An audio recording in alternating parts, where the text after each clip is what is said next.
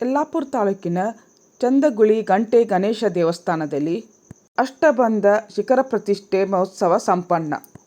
ತಾಲೂಕಿನ ಚಂದಗುಳಿ ಗಂಟೆ ಗಣೇಶ ದೇವಸ್ಥಾನದಲ್ಲಿ ಅಷ್ಟಬಂಧ ಮಹೋತ್ಸವ, ಶಿಖರ ಧ್ವಜ ಪ್ರತಿಷ್ಠೆ, ನೂತನ ದೇವಾಲಯ, ಯಾಗಶಾಲೆ, ಗುರುಭವನ ಲೋಕಾರ್ಪಣೆ ನಿಮಿತ್ತ ಆಗಮಶಾಸ್ತ್ರಜ್ಞರಾದ ಗಣಪತಿ ಭಟ್ ಹಿರೆ ಹಾಗೂ ಗಜಾನನ ಭಟ್ ಹಿರೆ ಆಚಾರತ್ವದಲ್ಲಿ 4 ದಿನಗಳವರೆಗೆ ನಡೆದ ವಿವಿಧ ಧಾರ್ಮಿಕ ಕಾರ್ಯಕ್ರಮಗಳು ಸಂಪನ್ನಗೊಂಡವು. ಈ ಸಂದರ್ಭದಲ್ಲಿ ಆಶೀರ್ಗ್ರಹಣ ಹಾಗೂ ವಿಪ್ರಾಶೀರ್ವಾದ ಕಾರ್ಯಕ್ರಮದಲ್ಲಿ ಆಗಮಶಾಸ್ತ್ರಜ್ಞ ಗೋಕರ್ಣದ ವೇದಮೂರ್ತಿ ಗಜಾನನ ಭಟ್ ಹಿರೆ ಆಶೀರ್ವಚನ ನೀಡಿ ಮಾತನಾಡಿ, ಈ ಕ್ಷೇತ್ರ ಶ್ರೀ ಗಣಪತಿಯ ತವರಾಗಬೇಕು ಎಂಬ ಶ್ರೀಗಳ ಆಶಯದಂತೆ ದೇವಸ್ಥಾನ ನಿರ್ಮಾಣಗೊಂಡಿದೆ. ಈ ದೇವಸ್ಥಾನ ಪ್ರಸಾದವಾಗಿ ಮನಸ್ಸಿಗೆ ಅಪರಿಮಿತ ಸಂತೋಷ ಕೊಡುವ ಆಗಮ ಶಾಸ್ತ್ರದಂತೆ ಶಾಸ್ತ್ರೋಕ್ತವಾಗಿ ನಿರ್ಮಾಣಗೊಂಡಿದೆ. ದೇವರ ಬಗ್ಗೆ ಭಯ ಬೇಡ, ಭಕ್ತಿ ಇರಬೇಕು. ನಮ್ಮಲ್ಲಿ ಶ್ರದ್ಧೆ ಇದ್ದಾಗ ಮಾತ್ರ ದೇವರ ಮೇಲೆ ವಿಶ್ವಾಸ ಬರುತ್ತದೆ. ದೇವಸ್ಥಾನದ ಚಂದ್ರಶಾಲೆಯನ್ನು ಒಂದು ಬಾರಿ ಪ್ರದಕ್ಷಿಣೆ ಮಾಡಿದರೆ ಇಡೀ ವಿಶ್ವದ ಗಣೇಶನ ದರ್ಶನವಾಗುತ್ತದೆ. ಪ್ರತಿ ಕಂಬದಲ್ಲೂ ಗಣೇಶ ಇದ್ದಾನೆ. ಇದು ವಿಶೇಷ ಕ್ಷೇತ್ರವಾಗಿ ಎಲ್ಲ ವರ್ಗದ ಜನರಲ್ಲೂ ಒಕ್ಕಟ್ಟನ್ನು ತರುತ್ತದೆ.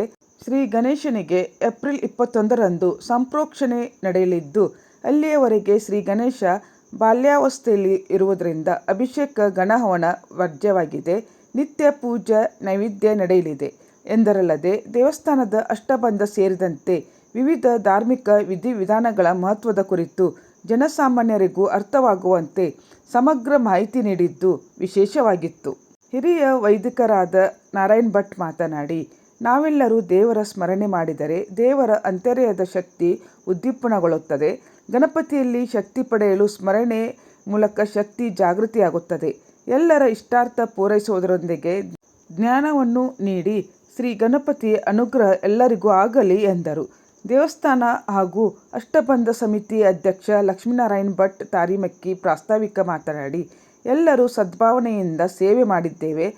ಕಲಾತ್ಮಕ ಕೆತ್ತನೆಯನ್ನು ಒಳಗೊಂಡ ಒಳ್ಳೆಯ ದೇವಾಲಯ ಹಾಗೂ ಶ್ರೀ ಗಣೇಶನ ಪುನರ್ ಪ್ರತಿಷ್ಠಾಪನೆಯಾಗಿದೆ.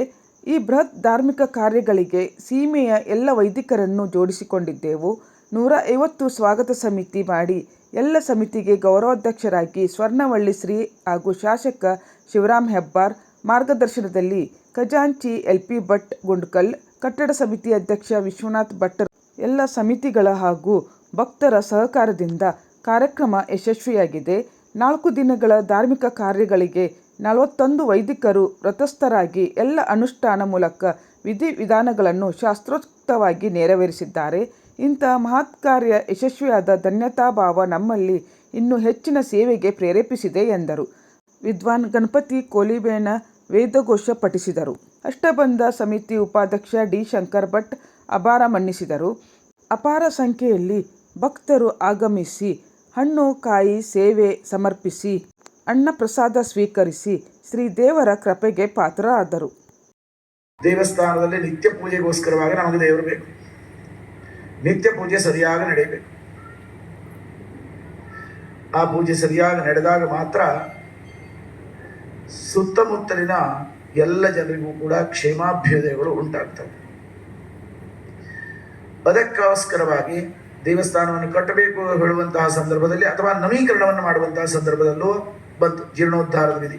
ಈ ಸಂದರ್ಭದಲ್ಲೂ ಬ್ರಾಹ್ಮಣ, ಕ್ಷತ್ರಿಯ, ವೈಶ್ಯ, ಶೂದ್ರ ಈ 4 ವರ್ಣದವರು ಹಾಗೂ ಆಯಾ ಆಶ್ರಮದ ಜನತೆ ಇವರೆಲ್ಲ ನ್ಯಾಯಯುತವಾಗಿ ಸಂಪಾದನೆಯನ್ನು ಮಾಡಿರುವಂತಹ ಯಾವ ವಿತ್ತ ನಿಚಯ ಸಂಪತ್ತಿನ ಸಮೂಹ ಇರ್ತದೆಯೋ ಹಣವನ್ನು ಸ್ವೀಕಾರವನ್ನು ಮಾಡಿ ಅಥವಾ ಆ ಸಂಪತ್ತು ಏನೋ ಆಗಿರ್ಬೋದು, ಯಾವುದೇ ದ್ರವ್ಯಗಳು ಇರ್ಬೋದು.